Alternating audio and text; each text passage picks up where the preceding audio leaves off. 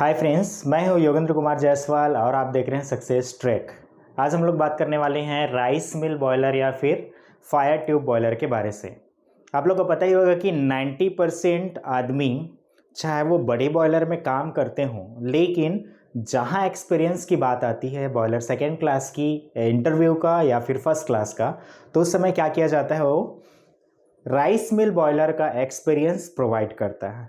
क्योंकि आप लोग को पता ही होगा कि राइस मिल बॉयलर में इंटरव्यू के समय पूछने के लिए ज़्यादा कुछ क्वेश्चंस होते नहीं हैं, तो मोस्टली ज़्यादातर लोग क्या करते हैं, राइस मिल बॉयलर का एक्सपीरियंस शो करते हैं। तो इस कंडीशन में यहाँ पर भी अभी जो होने वाली है छत्तीसगढ़ में एग्ज़ाम जो होने वाली है, उसमें भी बहुत लोग राइस मिल का क्या किए हैं, एक्सपीरियंस दे के रखे हैं। तो राइस मिल बॉयलर को आज हम लोग पूरा डिफाइन करेंगे कि कैसे काम करता है, क्या क्या डिवाइसेस उस पर लगी होती हैं।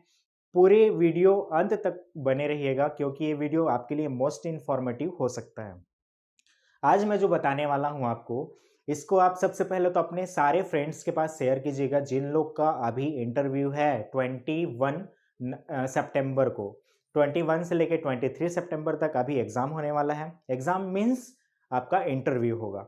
तो सबसे पहले तो आप इस वीडियो के अंत तक बने रहिएगा एंड अभी तक आप मेरे चैनल को सब्सक्राइब नहीं किया तो सब्सक्राइब करना बिल्कुल मत भूलिएगा। तो चलिए स्टार्ट करते हैं। राइस मिल बॉयलर होता क्या है और जो फायर ट्यूब है बॉयलर, उसको कैसे वर्क में लिया जाता है और क्या क्या चीज़ उसके द्वारा किया जाता है। तो सबसे पहले जो फायर ट्यूब बॉयलर होता है, इसमें सबसे पहले जब मैं बॉयलर का वीडियो स्टार्ट किया था तो आप लोग को बताया था दो प्रकार से बॉयलर होता है। एक कहलाता है फायर ट्यूब बॉयलर और दूसरा कहलाता है वाटर ट्यूब बॉयलर। तो आज हम लोग बात करने वाले हैं वाटर ट्यूब बॉयलर के बारे से, जिसमें ट्यूब के अंदर हम लोग क्या करते हैं, फायर मतलब आग जलाते हैं और ट्यूब के बाहर क्या रहेगा, पूरे पानी भरे होते हैं पूरे सेल में। तो ये एक डायग्राम के थ्रू आपको समझाने की कोशिश किया गया है, जिसमें डायग्राम में आपको दिखाया गया है ये एक बॉयलर सेल होता है जो कि बॉयलर ड्रम का भी काम करता है। इसी के अंदर ही सारा अरेंजमेंट होता है। इसी में ही आप लोग को क्वेश्चंस पूछा जाएगा या तो डायग्राम बनाने के लिए बोला जाएगा, तो आपको यहीं से ही सेम टू सेम ऐसी ही डायग्राम आपको बनाना है। सबसे पहली बात, ठीक है। इसमें देखो बहुत सारे डिवाइसेस लगाए गए हैं, जैसे कि ये है हॉपर। हॉपर के नीचे लगाया रहता है वाइब्रेटर। वाइब्रेटर के नीचे होता है आईडी ब्लोअर। इंटरव्यूअर आपसे क्वेश्चन को घुमाने की कोशिश करेगा।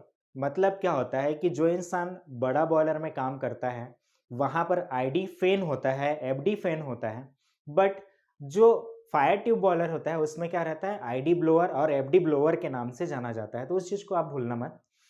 अगर वो चीज़ आप गलती से आईडी फैन बोल दिए तो समझ जाएगा और आपको वहीं से ही रिजेक्ट कर देगा। तो इस चीज़ को गलती भी मत करना। तो क्या रहेगा, वाइब्रेटर के नीचे लगा रहता है एफडी ब्लोअर। यह एफडी ब्लोअर होता है और उसके बाद में यहां पर लगा रहता है आईडी ब्लोअर। एफडी ब्लोअर के बाद में एक रहेगा फ्लेम स्कैनर। फिर बॉयलर सेल चालू हो जाता है। बॉयलर सेल के अंदर में बहुत सारे फायर ट्यूब्स होते हैं। ये फायर ट्यूब्स को मैंने रेड लाइन से शो कर दिया है। जितने भी रेड दिख रहे हैं ये सारे क्या हैं, फायर ट्यूब्स हैं। और ये जो ब्लू कलर का दिखाई दे रहा है ये सारे पानी है, ठीक है। इस सेल के अंदर में पानी है और इसके ऊपर में ये जो है स्टीम है। और इधर आगे बढ़ेंगे तो ऊपर में देखिएगा जो स्टीम बना है उसको हम लोग एक प्रोसेस लाइन के लिए लेके जाते हैं, टू प्रोसेस के लिए, और उसके पहले लगाया जाता है MSV, मेन स्टीम वॉल लगाया जाता है। मेन स्टीम वॉल के बाद में इसको हम लोग प्रोसेस के लिए भेज देते हैं और उसके ड्रम पर दो सेफ्टी वॉल लगाए जाते हैं और एक सेफ्टी वॉल यहाँ लाइन पर दिया जाता है। तो सेफ्टी वॉल यहाँ पर दो रहेंगे। एक रहेगा प्रेशर गेज। प्रेशर गेज के बाद में जो आईडी ब्लोअर लगा हुआ है, ये आईडी ब्लोअर क्या करेगा, जितनी भी जली हुई गैसेस है उसको बाहर निकालेगा। इसी में ही और कंपोनेंट लगा हुआ है, जैसे कि आपका गेज ग्लास हो गया, मोबरी हो गए और feed water pump, discharge valve, water valve, ये सारे डिवाइसेस लगे हुए हैं। तो ये सारे चीज़ को हम लोग एक एक करके एक्सप्लेन करते हैं और आपसे क्या क्या क्वेश्चंस पूछे जाते हैं वो सारे चीज़ के बारे से हम लोग बात करेंगे। तो बने रहिएगा वीडियो के अंत तक। इसमें से हम लोग सबसे पहले देखते हैं इंपॉर्टेंट पॉइंट्स। बात करेंगे हम लोग फ्यूल के बारे से, वाइब्रेटर के बारे से, ID blower, FD blower, boiler cell के बारे से देखेंगे। फिर उसके बाद में फायर ट्यूब क्या होता है उसके बारे से देखेंगे। गेज ग्लास क्या है, मोबरी क्या है, safety wall, main steam wall, pressure gauge, flame scanner और साथ ही साथ में वाटर सप्लाई इसकी कैसे होती है उसके बारे से हम लोग पूरा देखेंगे। तो ये वीडियो थोड़ा लंबा हो सकता है, तो आप वीडियो के अंत तक जरूर देखिएगा ताकि आपको प्रॉपर समझ में आ जाए। तो चलिए स्टार्ट करते हैं सबसे पहले फ्यूल से। तो आप लोग को पता होगा कि राइस मिल बॉयलर में जो हम लोग फ्यूल यूज करते हैं, ज्यादातर हम लोग क्या करते हैं, हस्क का यूज किया जाता है। हस्क हम लोग किसको बोलेंगे, जो धान का छिलका होता है, राइस का जो छिलका होता है वो कहलाता है हस्क। और वो हस्क एज अ फ्यूल के रूप में हम लोग क्या करते हैं, इस फायर ट्यूब बॉयलर में यूज किया जाता है। या तो हम लोग जो धान की कटाई करते हैं तो जो उसका स्ट्रॉ बचता है, जिसको हम लोग राइस स्ट्रॉ बोलते हैं, उसको भी हम लोग कटिंग करके क्या किया जाता है, उसको फ्यूल के रूप में हम लोग उसको यूज करते हैं ज्यादातर फायर ट्यूब बॉयलर में। या तो आप एलडीओ का यूज कर सकते हो, या फिर आप जो लाइट डीजल ऑयल है वो यूज कर सकते हो, या तो और भी बहुत सारे हैं मिक्सचर, आप उसका यूज कर सकते हो। तो आज मैं बता रहा हूं सिर्फ और सिर्फ आपको, देखो जो भी बॉयलर रहेगा जिसमें भी आप फ्यूल यूज करोगे वो चीज यहां पर फ्यूल की बस एंट्री अलग हो जाएगी, बाकी जितने भी सिस्टम के फंक्शंस हैं, वर्क हैं, वो सारे सेम रहेंगे। क्लियर है? तो अगर किसी के बॉयलर में हस्क के जगह पर अगर आप एलडीओ यूज कर रहे हो तो आप उसके कंपोजिशन को आपको याद करना बहुत जरूरी है। तो अभी हम लोग बात करेंगे फ्यूल। तो फ्यूल हम लोग जो यूज कर रहे हैं यहाँ पर बॉयलर में, वो कौन सा यूज कर रहे हैं, हस्क का यूज किया जा रहा है। हस्क का यूज कर रहे हैं तो जाहिर सी बात है इंटरव्यूअर आपको ये पूछेगा ही कि उसकी केमिकल कंपोजिशन क्या होती है या फिर उसकी फिजिकल कंपोजिशन क्या होती है। तो केमिकल कंपोजिशन में आपको याद रखना है कि केमिकल कंपोजिशन में सबसे पहला है इसका बल्क डेंसिटी। बल्क डेंसिटी जो होती है ये कितना होता है, 90 से लेकर के 160 केजी पर मीटर क्यूब के बराबर होता है इसकी बल्क डेंसिटी। दूसरा है लेंथ ऑफ स्ट्रॉ या हस्क। अगर हस्क यूज करो तो हस्क, स्ट्रॉ यूज करो तो स्ट्रॉ। तो इसका जो साइज होता है, लेंथ होता है, वो कितना होता है, 2 mm से लेकर के 5 mm तक होता है। तीसरा, अगर केमिकल कंपोजिशन की अगर बात की जाए तो इस पर जो एस कंटेंट होते हैं, एस कंटेंट जो होते हैं ये कितना होता है, 22% से लेकर के 29% तक होता है। और साथ ही साथ में इसमें कार्बन की जो परसेंटेज है ये होती है 35% से लेकर के 36% तक होता है। और यदि इसमें हाइड्रोजन परसेंटेज की बात की जाए तो हाइड्रोजन जो होता है इसमें 4 से लेकर के 5% होता है। और ऑक्सीजन जो होता है O2 लगभग इसमें 31 से लेकर के 37% तक होती है। साथ ही साथ में अगर नाइट्रोजन की बात की जाए N2 तो इसमें 0.23 से लेकर के 0.32 तक होता है।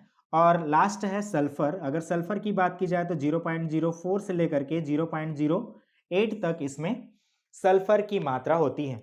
ये हो गई केमिकल कंपोजिशन। यहां से आपको क्वेश्चन में जरूर ही पूछा जाएगा। नेक्स्ट है, अगर मॉइस्चर की बात की जाए, इस पर हस्क पर मॉइस्चर जो होता है वो रहता है 8 से लेकर के 9% तक मॉइस्चर होते हैं। तो ये तो हो गई इसकी केमिकल कंपोजिशन। और केमिकल कंपोजिशन से ही आपसे क्वेश्चंस पूछे जाएंगे कि हस्क का जीसीवी कितना होता है। तो जीसीवी भी आप याद रखिएगा। इसकी जो जीसीवी होती है, अगर हस्क है तो हस्क का जीसीवी होता है 3200 किलो कैलोरी प्रति केजी के बराबर होता है। और यदि यही स्ट्रॉ है तो स्ट्रॉ में जो होता है वो कितना रखा जाता है, 3500 किलो कैलोरी प्रति केजी होती है। याद रखिएगा, हस्क की जो जीसीवी है, जीसीवी मतलब होता है gross calorific gross calorific value. और ग्रॉस कैलोरीफिक वैल्यू जो होती है हस्क में वो होती है 3200 और स्ट्रॉ में होती है 3500 के बराबर होता है। ये तो हो गई केमिकल कंपोजिशन और इसको आपको याद रखना बहुत जरूरी है। जगह कम है इसके लिए आपको सबको मिटाते जा रहा हूँ, आपको नोट करते जाना है सारे चीज। और ये 2 दिन बचा हुआ तो आप इसको आसानी से पढ़ लीजिएगा, आपसे सारे क्वेश्चंस बन जाएंगे यहां से। नेक्स्ट है वाइब्रेटर। अब जो फ्यूल हम लोग यहां पर स्टोर करके रखे हैं उस फ्यूल को हम लोग कहां पर रखें, हॉपर पे। और इस हॉपर से हम लोग क्या करेंगे, अब एक वाइब्रेटर लगा रहता है और यहाँ पर एक गेट लगा रहता है, गेट वॉल। ये गेट वॉल को जैसे हम लोग स्लाइड करेंगे तो ये वाइब्रेटर को ऑन कर देते हैं। जैसे ही वाइब्रेटर को ऑन करेंगे तो क्या करेगा, वहां पर वो वाइब्रेशन क्रिएट करेगा, और वाइब्रेशन क्रिएट होगा तो उसके साथ ही क्या होगा, ये जितने भी हस्क हैं वो नीचे इस पाइपलाइन के थ्रू कहाँ आ जाएगा, इस एफडी ब्लोअर पर आ जाएगा। एफडी ब्लोअर का काम क्या होता है, चलिए देख लेते हैं। एफडी ब्लोअर क्या करेगा, एटमॉस्फेयर से एयर को लेता है और एयर को लेने के बाद उसको हाई प्रेशर में, हाई वेलोसिटी में क्या करता है, उसको फर्नेस में भेजता है। क्योंकि आपको पता होगा कि आग जलाने के लिए हम लोग को क्या क्या चीज की आवश्यकता होती है, एक तो फ्यूल होना चाहिए, दूसरा एयर होना चाहिए, और एक निश्चित मात्रा में उसकी टेम्परेचर होनी चाहिए। तो यहां से हम लोग फ्यूल ले लिए, यहां से एयर ले लिए, और यहां पर आग जला देंगे, टेम्परेचर, निश्चित टेम्परेचर दे देंगे तो क्या हो जाएगा, वहां पर फायर लग जाएगा। और जब फायर लगेगा तो हीट प्रोड्यूस होगा। कहां प्रोड्यूस होगा, इस फायर ट्यूब के अंदर में। और जैसे हीट प्रोड्यूस होगा तो सारे ट्यूब्स क्या होंगे, हीट हो जाएंगे। हीट होंगे, उसके वजह से अब ट्यूब के बाहर क्या होगा, हीट रिलीज होगा। तो ट्यूब के बाहर अगर जब हम लोग पानी को रखेंगे तो पानी क्या हो जाएगा, गर्म हो जाएगा, है ना। तो गर्म होने के बाद में वो स्टीम फॉर्म में कन्वर्ट हो जाता है। आगे देखते जाते हैं। नेक्स्ट है एफडी ब्लोअर। एफडी ब्लोअर का काम क्या होता है, एटमॉस्फेयर से एयर को लेके फ्यूल के साथ इसको एयर को कहां सप्लाई दिया जाता है, इस बर्नर में सप्लाई दी जाती है। नेक्स्ट है आईडी ब्लोअर। जो यहां पर फ्यूल जलेगा तो उसके जले हुए फ्लू गैस को हम लोग को बाहर भी तो निकालना है। अगर बाहर नहीं निकालेंगे तो क्या हो जाएगा, ये आग यहां पर बुझ जाएगा। तो उसके लिए क्या किया जाता है, एक आईडी ब्लोअर दिया जाता है। ये आईडी ब्लोअर क्या करता है, इस जली हुई गैस को बाहर खींच के कहां लेके जाता है, इसको चिमनी के थ्रू एटमॉस्फेयर में रिलीज कर देता है। क्लियर है। एफडी ब्लोअर क्या करेगा, एयर प्रोवाइड करेगा, और आईडी ब्लोअर क्या करेगा, इस जली हुई गैस को बाहर खींच के एटमॉस्फेयर में रिलीज करने का काम करता है। तो एफडी का फुल फॉर्म होता है फोर्स ड्राफ्ट, और आईडी का फुल फॉर्म होता है इंड्यूस ड्राफ्ट। ये सारी चीज को आप नोट करते जाइए। नेक्स्ट है बॉयलर सेल। बॉयलर सेल क्या है, यहां पर आप जितने देख रहे हो ये पूरा जो सेल है ये क्या कहलाता है, बॉयलर सेल कहलाता है। और बॉयलर सेल के अंदर अंदर ही क्या दिया जाता है, यहाँ पर क्राउन प्लेट होता है और यहाँ पर फायर स्पेस होता है। इस बॉयलर सेल के अंदर क्राउन प्लेट, फायर स्पेस और फायर ट्यूब्स होंगे। फायर ट्यूब्स के बाद में इसी के साथ में ही लगा रहता है सेफ्टी वॉल, प्रेशर गेज, और मेन स्टीम के लिए लाइन निकला होगा। और साथ ही साथ में यहाँ पर क्या रहेगा, मोबरी होंगे, और मोबरी के साथ में स्टीम कॉक के साथ में उसको चेक करने के लिए हम लोग को गेज ग्लास लगाए जाते हैं। तो ये हो गई बॉयलर सेल। और बॉयलर सेल के अंदर में ही आपको क्या रखना है, वाटर को रखना है। क्योंकि वाटर क्या हो रहा है, गर्म हो रहा है। गर्म किसके थ्रू होगा, तो फायर ट्यूब के थ्रू गर्म होगा। नेक्स्ट है फायर ट्यूब बॉयलर। अब फायर ट्यूब हो क्या रहा है, यहां पर फायर ट्यूब मैं पहले ही बताया था, जब ट्यूब के अंदर अगर फायर हो रहा है तो वो फायर ट्यूब कहलाएगा। इन केस जब वो ट्यूब के अंदर वाटर की सप्लाई की जाएगी तो वो क्या कहलाएगी, वाटर ट्यूब बॉयलर कहलाएगा। क्लियर है। तो नेक्स्ट देख लेते हैं हम लोग गेज ग्लास। गेज ग्लास होता क्या है, ड्रम के लेबल, ड्रम पर क्या भरा जाता है, यहाँ पर जो बॉयलर सेल है उसमें पूरा पानी भरा रहता है। पूरा नहीं, लगभग 60 to 70% तक पानी भर दिया जाता है। फायर ट्यूब जहां तक रहेगा हाइट में, वहां तक क्या किया जाएगा, उसमें पानी को फिलअप कर दिया जाता है। तो पानी की लेवल को चेक करने के लिए हम लोग किसका उपयोग करते हैं, गेज ग्लास का उपयोग किया जाता है। और गेज ग्लास को चार्जिंग करने का प्रोसीजर, फ्लशिंग करने का प्रोसीजर आपसे पूछा जाएगा। तो चार्जिंग और फ्लशिंग करने का प्रोसीजर मैं नीचे डिस्क्रिप्शन में आपको दे दूंगा लिंक, आप वहां से जाकर के उसको देख लीजिएगा। क्लियर है। तो गेज ग्लास का मेन काम क्या होता है, इस बॉयलर सेल के अंदर पानी के लेवल को, यहां पर देखिए, इस पानी के लेवल को चेक करने के लिए हम लोग किसका उपयोग करते हैं, गेज ग्लास का उपयोग किया जाता है। किसका उपयोग करेंगे, गेज ग्लास का उपयोग किया जाता है।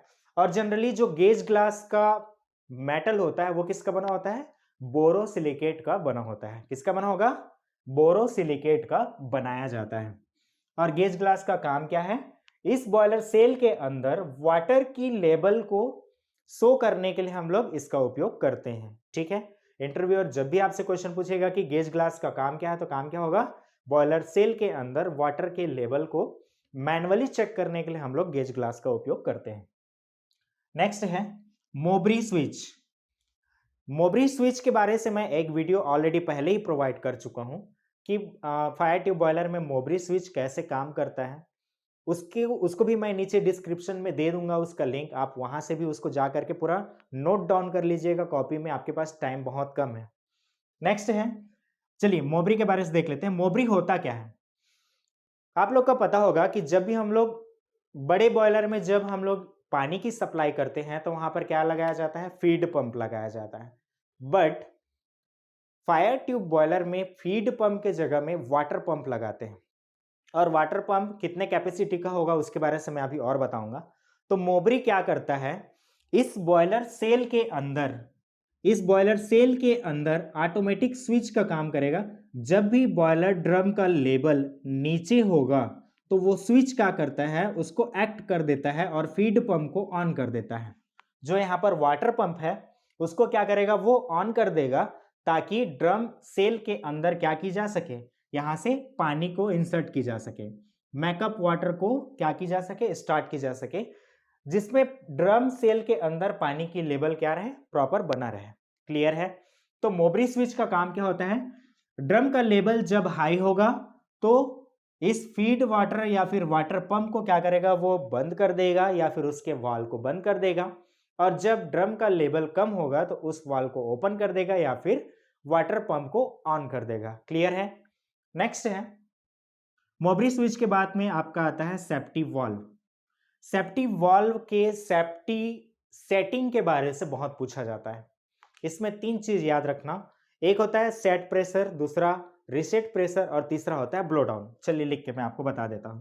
इन केस अगर ये आपका फायर ट्यूब बॉयलर, अगर आपका वर्किंग प्रेशर 8 kg पर सेंटीमीटर स्क्वायर है और जो स्टीम की फ्लो है आप यदि 2 टन पर आवर टीपीएच का है, मतलब 2 टीपीएच का है, 2 टन पर आवर का है, तो सेफ्टी वॉल का सेटिंग क्या होगा करके क्वेश्चन में पूछा जाएगा। अब आपके जो आप लोग दिए होंगे एक्सपीरियंस सर्टिफिकेट, उसके फ्रंट पेज में लिखा होगा बॉयलर का रजिस्ट्रेशन नंबर, बॉयलर के मालिक का नाम, बॉयलर का वर्किंग प्रेशर और हीटिंग सरफेस एरिया, और साथ ही साथ में बॉयलर कितना टन स्टीम जनरेट कर रहा है। इसको आपको प्रॉपर रट लेना है, भूलना ही नहीं है। साथ ही साथ में आपके साथ में कौन कौन काम कर रहे थे उनके दोस्त के 2-4 नाम को याद रखना जरूरी है। वहां पर इंटरव्यूअर यही पूछता है कि आप कौन से बॉयलर में काम करते हो, तो फायर ट्यूब बॉयलर है सर, राइस मिल में फायर ट्यूब बॉयलर में एज अ फायरमैन के रूप में मैं काम कर रहा हूँ। तो बोलेगा कि आपके बॉयलर का हीटिंग सरफेस एरिया कितना है, तो बताना कि 75 मीटर स्क्वायर है कि 100 मीटर स्क्वायर है, उसको आप बताओगे हीटिंग सरफेस एरिया।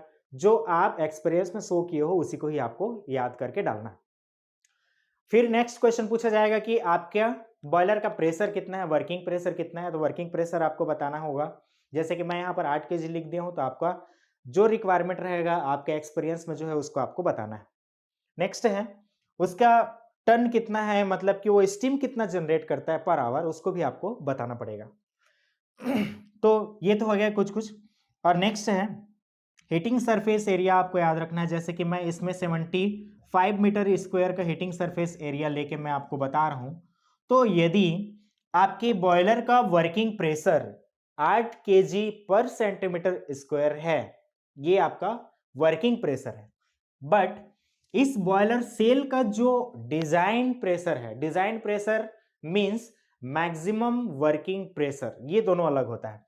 तो सेल का यदि मैक्सिमम वर्किंग प्रेशर आप पता कर लेना अपने बॉयलर का, अगर मान के चलो कि यहां पर मैक्सिमम वर्किंग प्रेशर 12 kg पर सेंटीमीटर स्क्वायर है, किसका, बॉयलर सेल का, तो इस पर आपका सेफ्टी वॉल की सेटिंग के बारे में आपसे पूछा जाएगा।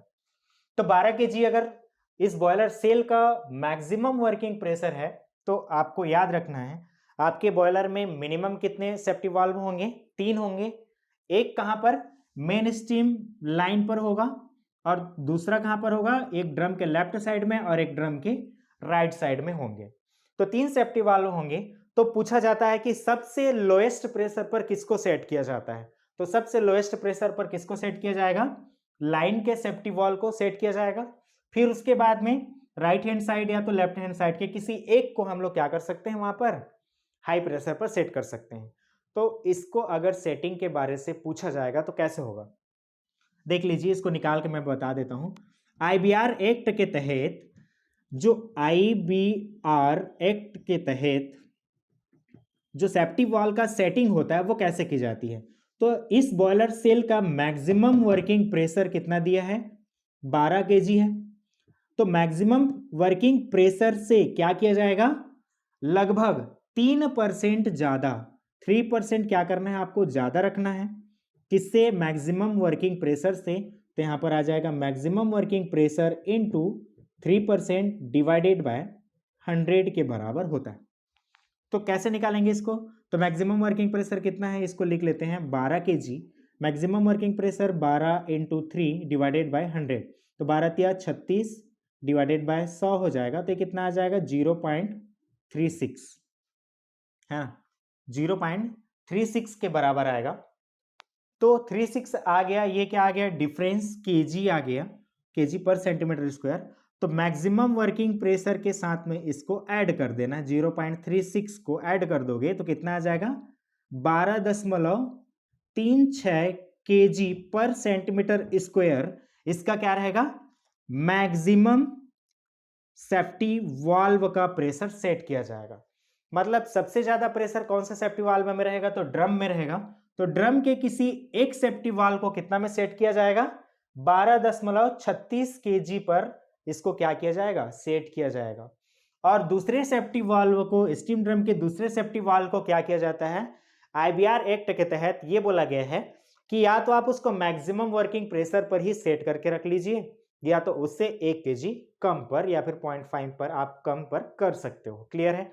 तो दूसरा जो सेफ्टी वाल्व रहेगा, अगर ये आ गया आपका 12.36 केजी पर सेट किया गया है, और इधर का कितना आ जाएगा, मैक्सिमम वर्किंग प्रेशर पर ही रख सकते हैं, मतलब ये हो जाएगा 12 केजी पर सेंटीमीटर स्क्वायर पर इसको हम लोग सेट कर सकते हैं।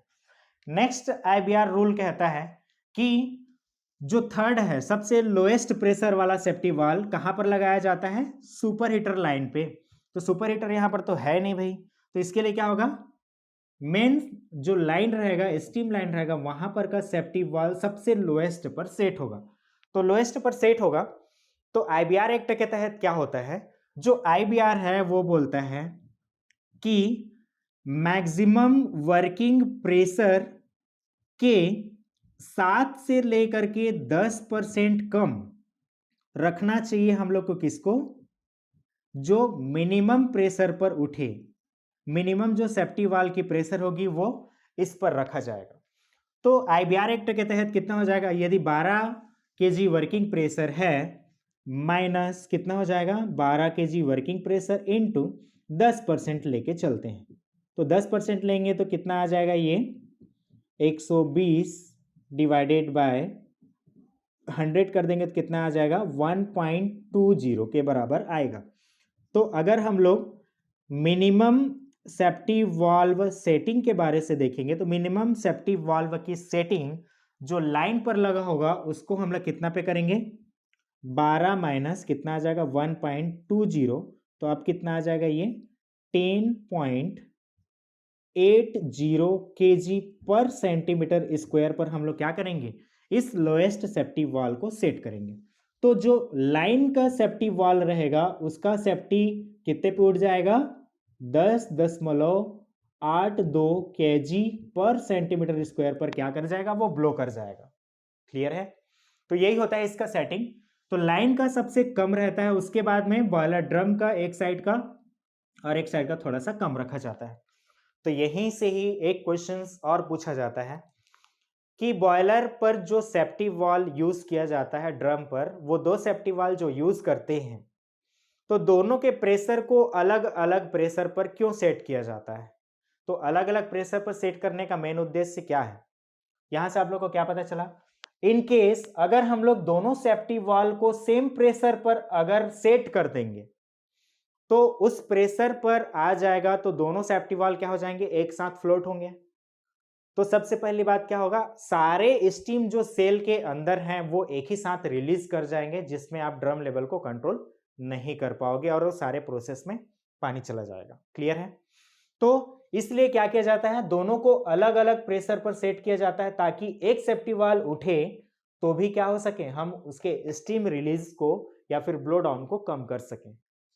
सेकेंड रीजन होता है कि अगर दोनों सेफ्टी वाल्व को सेम प्रेशर पे हम लोग सेट कर देंगे और इस प्रेशर पर जब आएगा 12.36 kg पर जब आएगा तो दोनों सेफ्टी वाल्व में से कोई एक यदि खराब हो गया है तो हम कैसे पता करेंगे कि कौन सा सेफ्टी वाल्व ब्लो किया है और कौन सा नहीं किया है? तो इससे एक चीज का और बेनिफिट है कि हमको सेफ्टी वाल्व के बारे से प्रॉपर जानकारी मिलता है कि कौन सा सेफ्टी वाल्व प्रॉपर वर्क कर रहा है या नहीं कर रहा है। तो ये दूसरा पॉइंट हो गया। तो आपसे क्वेश्चन पूछा जाएगा, याद रखिएगा, सबसे लोएस्ट कहाँ होगा? प्रोसेस लाइन पे, जहां से स्टीम रिलीज हो रही है उस लाइन पे होगा, मेन स्टीम लाइन पे।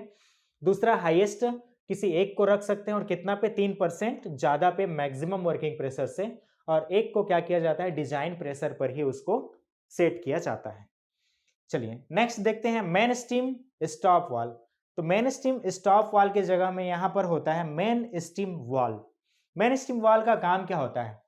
जब प्रोसेस के दौरान यहां से जो स्टीम बन रहा है, ये स्टीम क्या होगा? उड़ के इस पाइपलाइन के थ्रू जाएगा और पाइपलाइन में यहां पर क्या दिया जाता है? मेन स्टीम वाल्व दिया जाता है, जो कि एक ब्रेकर का काम करता है। जितना आपको स्टीम चाहिए उतनी ही स्टीम को वो क्या करता है? प्रोसेस के लिए भेजता है। बाकी सारे स्टीम को क्या करता है? वो अपने पास रोक के रख लेता है। तो मेन स्टीम स्टॉप वाल्व कहां पर लगा होता है करके भी क्वेश्चन पूछा जा सकता है। तो main steam stop valve main steam line पर लगा होता है और एनआरबी के पहले लगाया जाता है। एनआरवी मतलब होता है non return valve. Non return valve हमेशा कहां पर लगाया जाता है? तो स्टीम प्रोसेस लाइन पर लगाया जाता है। नेक्स्ट है प्रेशर गेज।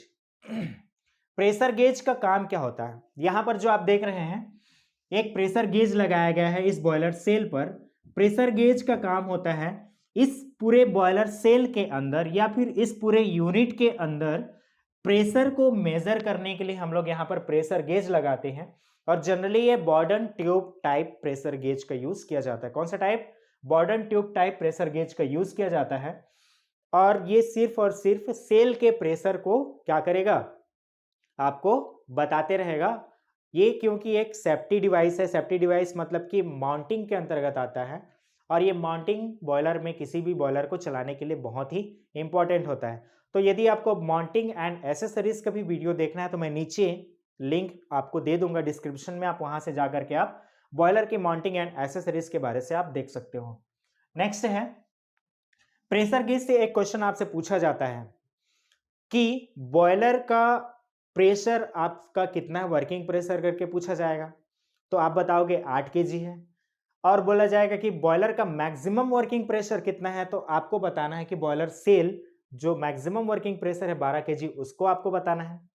थर्ड आपसे क्वेश्चन ये पूछा जाएगा कि आपके पास जो प्रेशर गेज है उसका मैक्सिमम रेंज कितना होना चाहिए।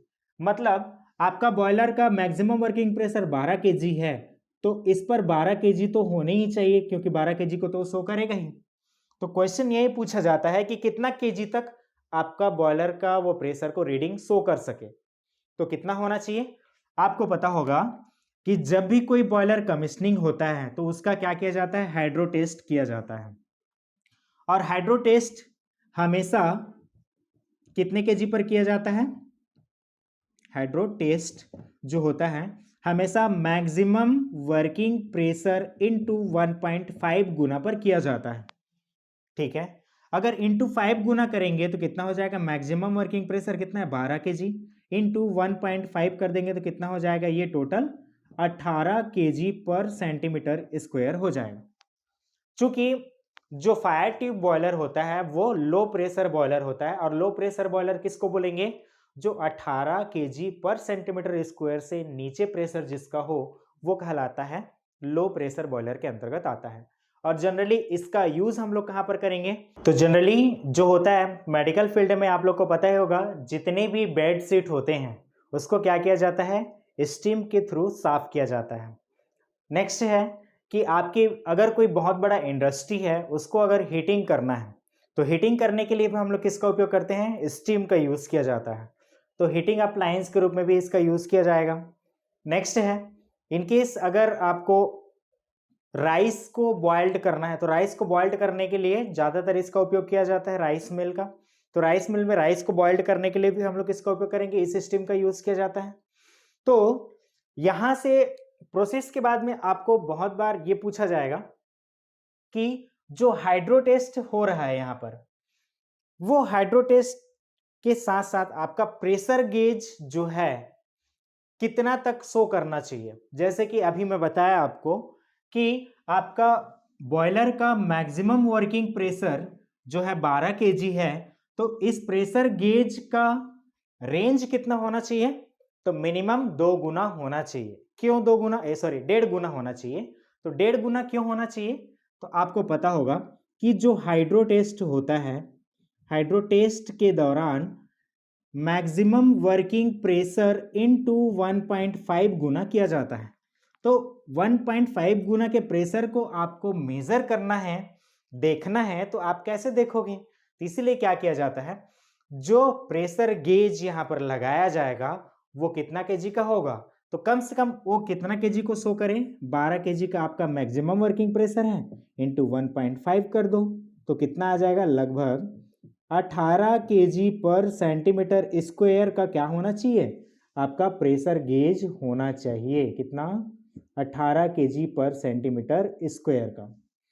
अब आपसे एक क्वेश्चन और पूछेगा, बोला जाएगा कि प्रेशर गेज पर कितने प्रेशर के बाद में रेड लाइन स्टार्ट होता है। रेड लाइन जो यहां पर इंडिकेट किया हूं मैं रेड लाइन से, वो कितने प्रेशर के बाद में रेड लाइन इंडिकेशन स्टार्ट हो जाता है। तो आपको पता होना चाहिए कि बॉयलर के मैक्सिमम वर्किंग प्रेशर के बाद, अगर आपके बॉयलर का मैक्सिमम वर्किंग प्रेशर 12 केजी है, तो 12 केजी के बाद आपके गेज प्रेशर पर क्या हो जाएगा, वो रेड लाइन से मार्किंग होना चालू हो जाएगा। तो रेड लाइन जैसे ही होगा तो आपको क्या करना है, बॉयलर का प्रेशर बढ़ रहा है, क्यों, रेड लाइन मींस होता है खतरे, तो खतरे की तरफ जा रहा है आपका बॉयलर, हो सकता है कि वो एक्सप्लोजन कर सके। तो उसके लिए आपको क्या करना है, आपको सडनली प्रेशर ड्रॉप करना है, और प्रेशर ड्रॉप करने के लिए आपको क्या करना पड़ेगा, फ्यूल एंट्री, जो आप फ्यूल भेज रहे हो उसको आपको काटना है। क्लियर है। नेक्स्ट क्वेश्चन आपसे पूछा जाएगा, जैसे ही आप हाइड्रो टेस्ट के बारे से आप उनको हिंट करोगे, तो क्या होता है, बॉयलर सेल को यहां पर हम लोग हाइड्रो टेस्ट करते हैं, और हाइड्रो टेस्ट करने के लिए क्या किया जाएगा, मैक्सिमम वर्किंग प्रेशर से 1.5 गुना प्रेशर पर क्या किया जाता है, उसको प्रेशराइज किया जाता है। तो जब प्रेशराइज किया जाएगा तो यहां से एक क्वेश्चन फिर पूछा जाता है कि हाइड्रो टेस्ट को हमेशा 1.5 टाइम्स क्यों ज्यादा रखा जाता है मैक्सिमम वर्किंग प्रेशर से। तो इसका सीधा फंडा है, वाटर की डेंसिटी जो होती है स्टीम की डेंसिटी से ज्यादा होती है। तो जब लीकेज करेगा, कौन सा, स्टीम जो है पतली जगह से भी निकल सकता है, बट वाटर की डेंसिटी ज्यादा होने की वजह से वो लीकेज नहीं कर पाता, इसलिए उसको 1.5 गुना ज्यादा प्रेशर पर हम लोग क्या करते हैं, चेक करते हैं। क्लियर है। तो हाइड्रो टेस्ट हमेशा 1.5 टाइम्स ज्यादा रखा जाता है वर्किंग प्रेशर से। नेक्स्ट है, हाइड्रो टेस्ट होने के बाद में आपसे नेक्स्ट क्वेश्चन पूछा जाएगा यहाँ पर, फ्लेम स्कैनर।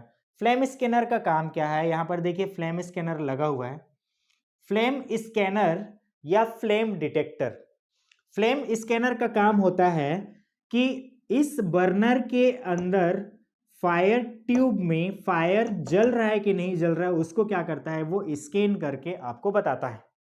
अब फर्नेस के अंदर आप बार बार तो मुंडी घुसा के देखोगे नहीं ना, तो क्या करेगा, परमानेंटली एक स्कैनर लगा देते हैं जो कि फर्नेस के अंदर जल रही फ्यूल को दिखाते रहता है कि वो स्कैन कर रहा है, और जब तक स्कैन करते रहता है मतलब कि यहाँ पर आग जल रहा है। इन केस अगर ये फ्लेम स्कैनर फ्लेम को स्कैन नहीं कर पाया, तो इसका मतलब है कि वहां पर फ्लेम शायद तक बुझ गया है।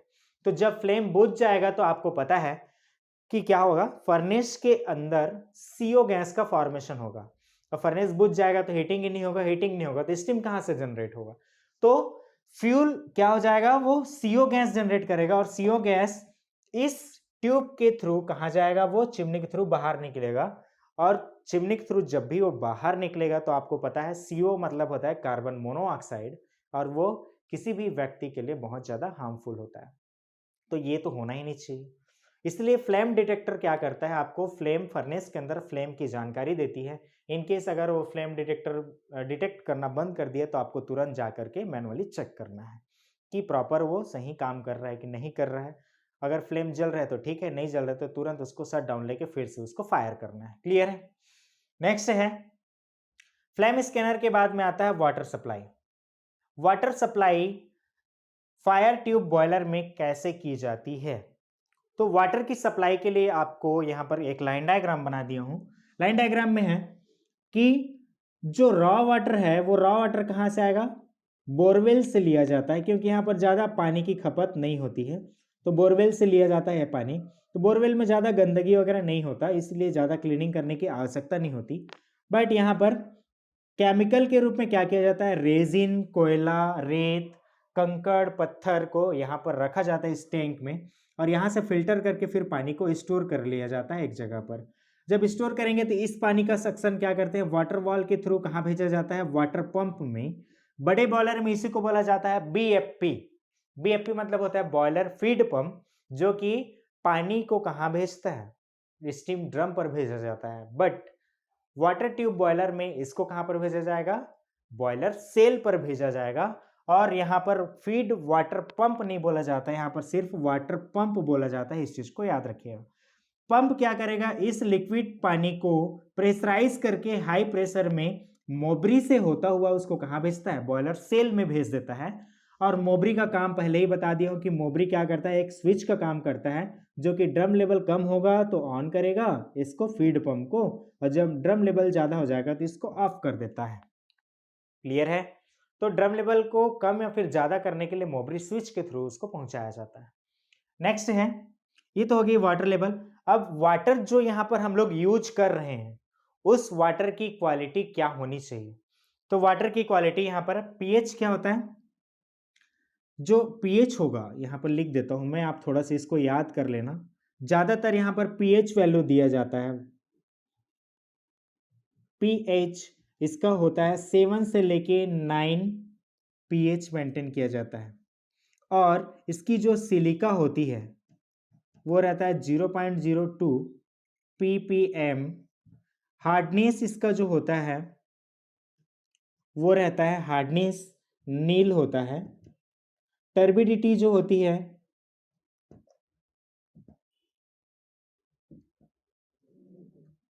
वो नील होनी चाहिए। हार्डनेस का मतलब है पानी में हार्डनेस की मात्रा कैल्शियम कार्बोनेट, मैग्नीशियम कार्बोनेट से इसकी जो हार्डनेस बढ़ती है वो होती है। टर्बिडिटी मतलब कि पानी की गंदगी है। अगर टर्बिडिटी ज़्यादा होगी पानी में तो आपका गेज ग्लास काम करना बंद कर देगा, मतलब वहाँ पर आपको प्रॉपर लेवल दिखाएगा नहीं।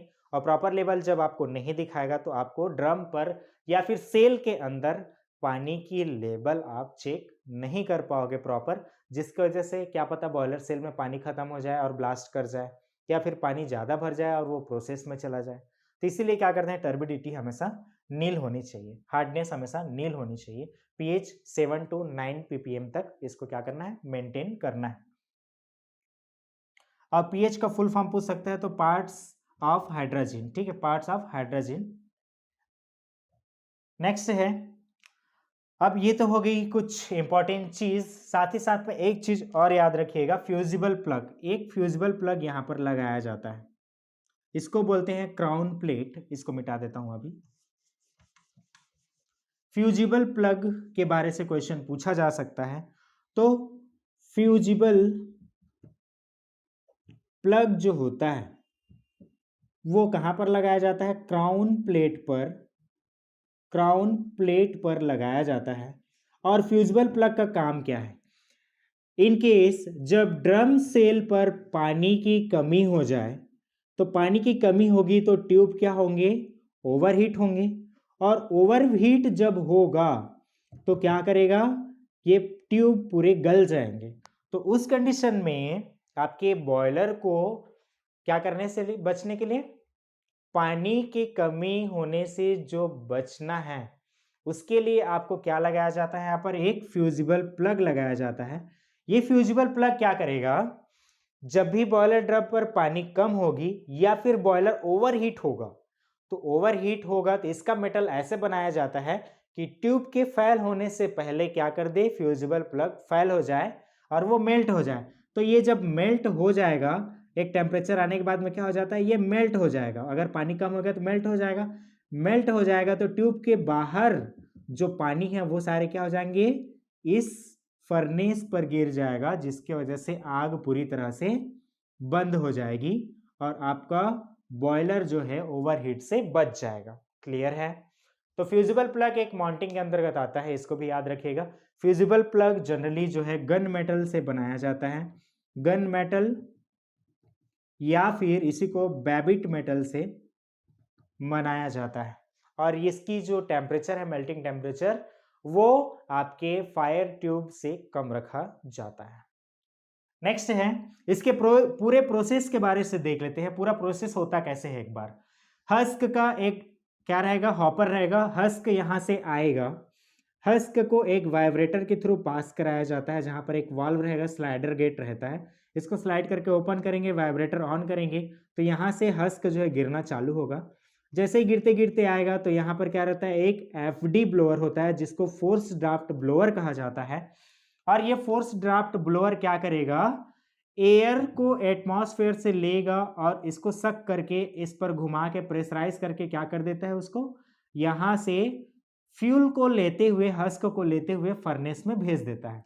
तो जब फर्नेस में जाएगा, यहाँ पर इग्नाइटर रहेगा, या फिर जनरली हम लोग इग्नाइटर अगर नहीं है तो क्या करते हैं, वहां पर मोबिल ऑयल से भीगा हुआ या मिट्टी तेल से भीगा हुआ कपड़ा को डाल के वहां पर के आग लगाया जाता है। और यहाँ पर जब हस्क आएगा और एयर आएगा तो क्या होगा, यहाँ पर कंबशन होगा, और कंबशन होगा तो हीट जनरेट होगा, और ये हीट कहाँ जाएगा, ट्यूब के अंदर सप्लाई होगा। तो ये सारे ट्यूब क्या हो जाएंगे, यहाँ पर हीट हो जाएंगे, हीट होने से, ट्यूब के हीट होने से उसकी बाहर में जो पानी रखा हुआ है वो हीट होगा, और हीट लेकर के ये स्टीम में कन्वर्ट होगा और वो सेल के ऊपर यहाँ पर क्या हो जाएंगे, स्टोर हो जाएंगे। और ये हीट जो है फ्लू गैस बन के वो कहाँ चला जाएगा, आईडी ब्लोअर से होता हुआ वो चिमनी के थ्रू बाहर निकल जाएगा। चिमनी के थ्रू जब बाहर जाएगा तो यहां से भी एक क्वेश्चन पूछा जाता है, जब चिमनी के थ्रू बाहर गैस निकलेगा, फ्लू गैस जो निकलेगा, तो कई तरीके से क्वेश्चन पूछा जाता है। ब्राउन अगर निकल रहा है तो क्या प्रॉब्लम आएगा, अगर व्हाइट निकल रहा है धुआं तो क्या प्रॉब्लम है, ब्लैक निकल रहा है तो क्या प्रॉब्लम है। तो ब्राउन आ रहा है मतलब कि आपके बॉयलर जो है क्या हो रहे हैं, वहां पर प्रॉपर कंबशन नहीं हो रहा है। प्रॉपर कंबशन नहीं होगा तो थोड़े से वो ब्लैकलिश भेजेगा, और ब्लैक में हमेशा सीओ फॉर्मेशन होता है। हमेशा जो अच्छा रहता है वो क्या रहता है, वाइट स्मोक। वाइट स्मोक निकलेगा तो क्या रहता है, वो प्रॉपर कंबशन होता है, उसको भी आपको याद रखना है। अब जब ये स्टीम जनरेट हुआ तो ये स्टीम कहाँ जाएगा, मेन स्टीम स्टॉप वाल में। मेन स्टीम स्टॉप वाल के पहले लगा रहता है आपका सेफ्टी वाल। सेफ्टी वाल क्या करेगा, यहाँ से अगर प्रेशर ज़्यादा होगा तो उसको रिलीज कर देगा। एमएसवी को ओपन करेंगे, मेन स्टीम वाल को ओपन करके हम लोग सीधा उसको किसी भी प्रोसेस के लिए आप उसको क्या करते हो, सप्लाई कर देते हो। ठीक है फ्रेंड्स, तो आज के लिए वीडियो आपको कैसा लगा जरूर आप कमेंट्स करके बताइएगा। आई होप आपके ये इंटरव्यू के लिए बहुत ही ज़्यादा मोस्ट इंपॉर्टेंट है, और आप इसको पूरा नोट डाउन कर लीजिए ताकि आपको कहीं पर भी कोई भी प्रॉब्लम नहीं आने वाला है। इंटरव्यूअर को आप ऐसे ही आसानी से आप निकाल सकते हो, इंटरव्यू आपका 110% निकलेगा अगर आपको इसको पूरा तरीके से फॉलो करोगे तो। नेक्स्ट चीज है, इसमें लाइट अप प्रोसीजर क्या होना चाहिए उसको आप देख लेना, थोड़ा सा एसओपी देख लेना, लाइट अप प्रोसीजर कैसे किया जाता है। और इस वीडियो को आप पूरा नोट डाउन करके आप कॉपी में लिख लीजिए, पूरा रट लीजिए। सामने का फ्रंट पेज जो आपको मिला होगा एक्सपीरियंस सर्टिफिकेट में, उसको आप पूरा रट लीजिए, अपने मालिक का नाम याद रखिए और इंटरव्यू में बेधड़क जाइए। आपको कंफ्यूजन नहीं होना है, डरना नहीं है, ड्रेस आपके अच्छे होने चाहिए, थोड़ा सा टेक्निकल नॉलेज को आप इम्प्रूव कीजिए कि बॉयलर में क्या क्या चीज़ बोला जाता है उसको आप थोड़ा सा इम्प्रूव कीजिए। और आपको खास करके तो एक चीज़ याद रखना है कि आपको डरना नहीं है। क्लियर है? और इस वीडियो को देखने के बाद यदि आप जब इंटरव्यू में जाओ और ये क्वेश्चन सारे अगर आपसे बन जाएं और आप पास हो जाओ तो ज़रूर आप कमेंट्स करके आप मेरे को बताइएगा कि ये वीडियो आपके लिए कैसा रहा। और रहेगा तो आप प्लीज़ आप अपने दोस्तों के पास सबसे पहले तो इसको शेयर करें ताकि उन लोगों को बहुत ज़्यादा ज़रूरत है। और किसी को पैसा वैसा देने की ज़रूरत नहीं भाई, ये सब चीज़ मत करना। कोई भी बोलते हैं कि पैसा देने से पास हो जाता है, ऐसा कुछ नहीं है। आप अपने टैलेंट पर रहिए, पैसा वैसा किसी को देने की ज़रूरत नहीं, कोई पैसा चलता नहीं है, ठीक है? वो सब चीज़ लोचा है। तो ठीक है फ्रेंड्स, आज के लिए बस इतना ही and thanks for watching this video.